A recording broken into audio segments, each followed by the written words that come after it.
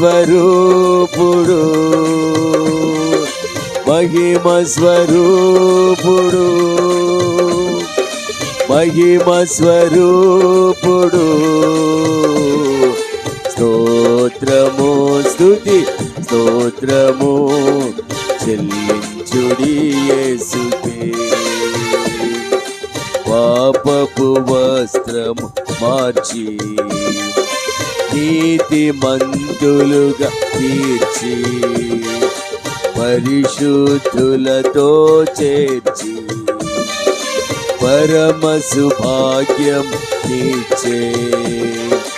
పాపపు వస్త్రము మార్చి నీతిమంతులుగా తీర్చి పరిశుద్ధులతో చేర్చి పరమ సౌభాగ్యముని